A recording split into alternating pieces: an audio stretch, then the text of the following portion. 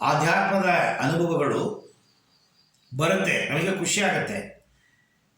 ಒಂದು ಕಾರ್ ತೊಗೊಂಡ್ರೆ ಡಮಾರ ಹೊಡಿತೀವಿ ಫ್ರೆಂಡ್ಸ್ಗಳಿಗೆಲ್ಲ, ಕಾರ್ ತೊಗೊಂಡೆ, ಮನೆ ತೊಗೊಂಡೆ, ಮದುವೆ ಮಾಡ್ಕೋತೀನಿ, ಎಲ್ಲ ಪಬ್ಲಿಸಿಟಿ ಮಾಡ್ತೀವಿ. ಇದನ್ನು ಮಾತ್ರ ಪಬ್ಲಿಸಿಟಿ ಮಾಡೋಂಗಿಲ್ಲ. ನಮ್ಮ ಗುರುಗಳು ಕಣ್ಣಿನ ಮೇಲೆ ತೊಗೊಳೋಕೆ ಹೇಳಿದ್ದಾರೆ.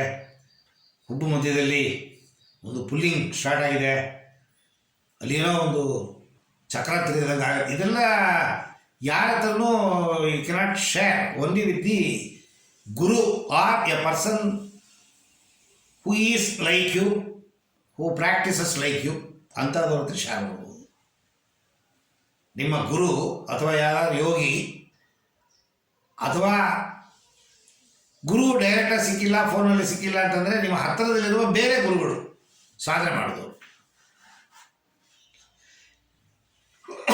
ಇಲ್ಲಿ ನಮಗೆ ಜಂಬಕ್ಕೋಸ್ಕರ ನಾವು ಇದನ್ನು ಮಾಡ್ತಾ ಇಲ್ಲ, ಏನೋ ಒಂದನ್ನು ಪಡಿಬೇಕು ಅಂತ ಅನ್ನೋದಕ್ಕೋಸ್ಕರ ಮಾಡ್ತಾ ಇದ್ದೀವಿ. ಜಂಬ ಬೇಕು ಅಂತಂದರೆ ಪಬ್ಲಿಕ್ ಮಾಡ್ಕೊಬೋದು, ಆದರೆ ಏನು ಸಿಗಲ್ಲ. ಜಂಬ ಅಂತ ಅನ್ನೋದು ಅಹಂಕಾರ ತಗ್ಗೋದಕ್ಕೆ ಇದೆಲ್ಲ ಮಾಡೋದು.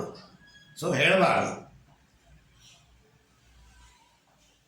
ಹೇಳೋದು ತಪ್ಪಿಲ್ಲ, ಬೇಕಾದ ಹತ್ರ ಹೇಳಬೇಕು ಅನುಭವಗಳನ್ನು.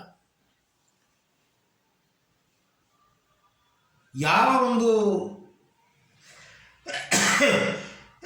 ವಿಚಾರವನ್ನು ಮನಸ್ಸಲ್ಲಿ ಇಟ್ಟುಕೊಂಡು ಎಕ್ಸ್ಪೆಕ್ಟ್ ಮಾಡಿಕೊಂಡು ಧ್ಯಾನಕ್ಕೆ ಕೂತ್ಕೋಬಾರ್ದು.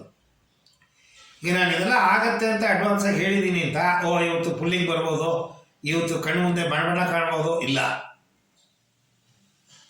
ನಿಮ್ಮ ಡ್ಯೂಟಿ ನೀವು ಕೂತ್ಕೊಂಡಿದ್ದೀರಾ, ಅದೇನು ಬರುತ್ತೆ ಅದು ಸ್ವೀಕಾರ ಮಾಡಬೇಕು.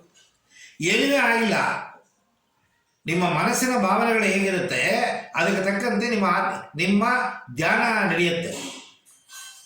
ಒಂದೊಂದು ದಿನ ತುಂಬ ಚೆನ್ನಾಗಿರುತ್ತೆ ಧ್ಯಾನ, ಒಂದೊಂದು ದಿನ ಧ್ಯಾನದಲ್ಲಿ ಏನೂ ಅನುಭವ ಆಗೋದಿಲ್ಲ, ಆದರೆ ಧ್ಯಾನ ಜರುಗಿರುತ್ತೆ. So the expectation is very bad. ಮಾಡಬಾರ್ದು, ಎಕ್ಸ್ಪೆಕ್ಟೇಷನ್ ಇಲ್ಲದೆ ಮಾಡಬೇಕು. ಆ ಸಿಕ್ಕಿದ್ದನ್ನು ಯಾರ ಹತ್ರನೂ ಶೇರ್ ಮಾಡಬಾರ್ದು. ಸೊ ಇದನ್ನು ಮನಸ್ಸಲ್ಲಿ ಇಟ್ಕೋಬೇಕು.